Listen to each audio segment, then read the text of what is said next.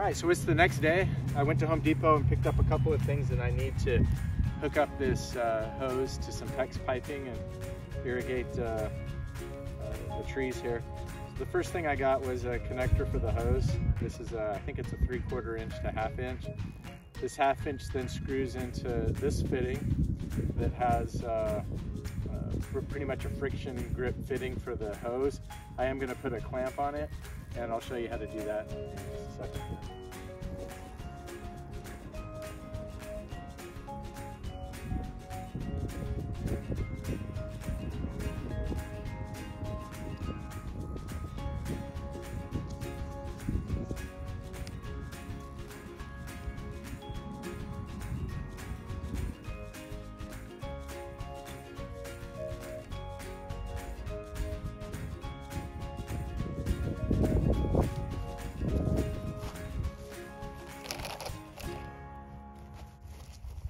And then you just take one end of your PEX pipe here, and I'm going to use a compression fitting on here because I'm not confident that it'll stay without it.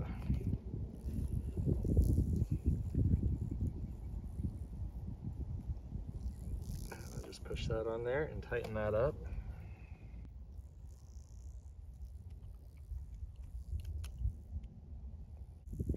Go tight enough but not too tight that you break the plastic components here, so I think that's probably good. Alright, so that's basically the connection. So I'm just going to run this all the way down there, and then I'll have to connect the last, this is only 50 feet, I've got to go about 60 feet, so I have about 30 feet on one roll and 50 feet on the other roll.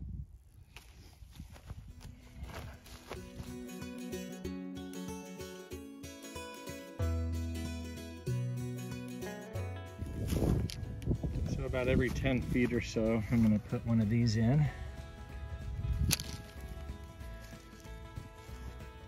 And that will hold the tubing where I want it.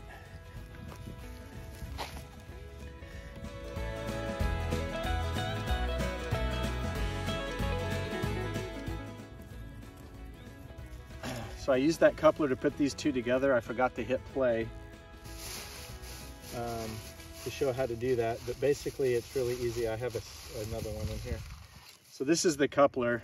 It's called a just black coupler. It's in the same section that you get this tubing, and basically you'll just, if you see this end right here, you just push one end all the way, twist it as you push it all the way to the midpoint, and then your other end you'll do the same thing. You'll twist it and push it all the way in, and then once it's in there, it can't come out. It's kind of like that torture device, that finger torture device that you probably played with as a kid. That's, you know, once you put it in there and you try to pull your fingers apart, you can't get it apart. So anyway, that's how you connect those. It's real simply, but you do have to have this coupler that you get. It's in the same section with the tubing at Home Depot.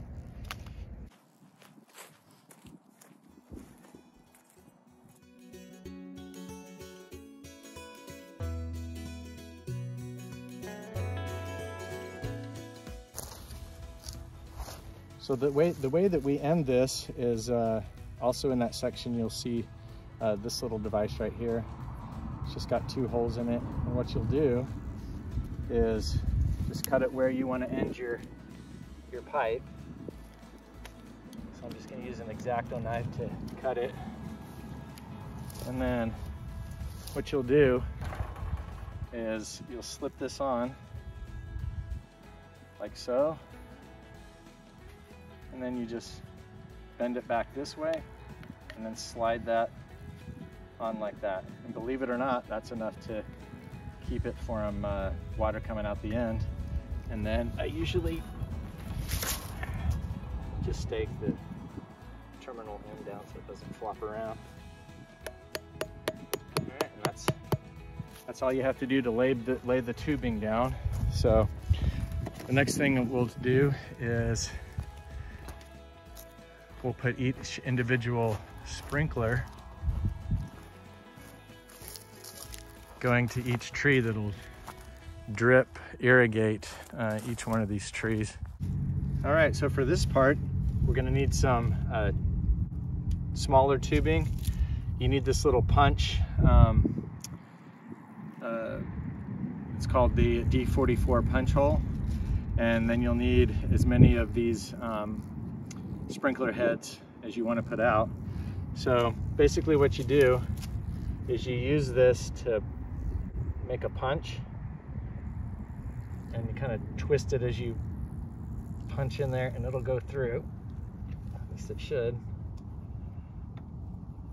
All right, so, uh-oh. Hope I didn't go all the way through. You need to go in just enough to get in there. Don't go all the way through to the back. Well, when we turn it on, we'll see if I mess that up. On each one of these, there's a little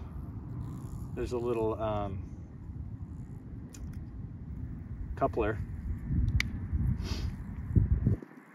So you'll put the coupler in there and until it snaps, and then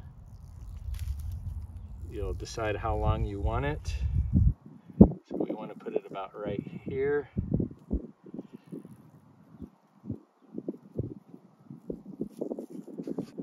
Go ahead and cut it right about here.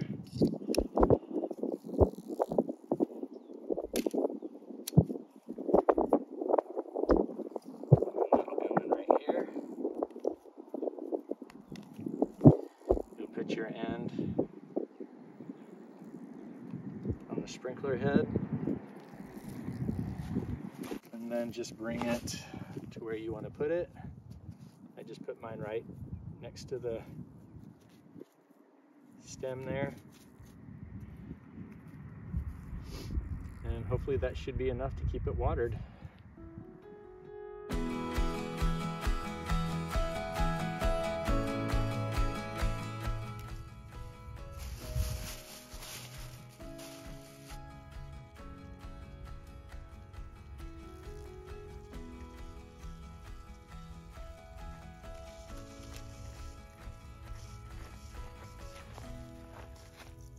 All right, so I went and turned on the sprinklers, and you can see that one looks pretty good. And to adjust these, you can just twist them to the left to open them up a little bit more, twist it to the right to close it down a little bit more. You don't want to open too wide because it could shoot the end of that off of there. So that should be good right there. That one probably could get a little closer to the trunk. A 90-degree. Let me get over here so the sun's not. I need to change that head out. See, if you look right here, this one's a 90-degree instead of a 3. Well, I guess it doesn't matter. Let's turn it down a little bit and just put it right towards the trunk. I think that'll work fine.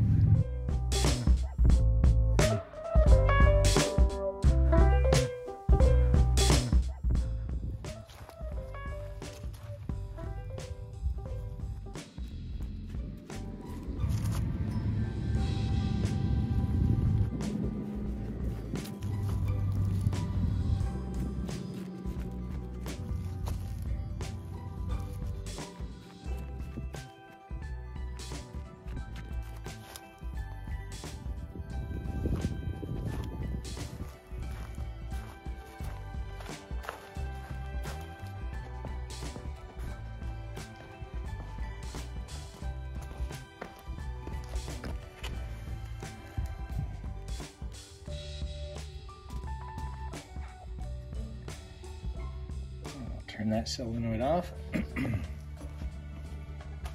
All the fruit trees seem like they're doing pretty well. They're getting their leaves and looking like the roots are taken. So hopefully in a couple of years we'll be eating off of these. The only one that looks a little suspect is this, which I think is, what is this one? That's the Bing cherry tree. So it lost a couple of leaves, but it looks like they resprouted. So there may have been a little bit of planting stress on that one, but otherwise they're looking pretty good.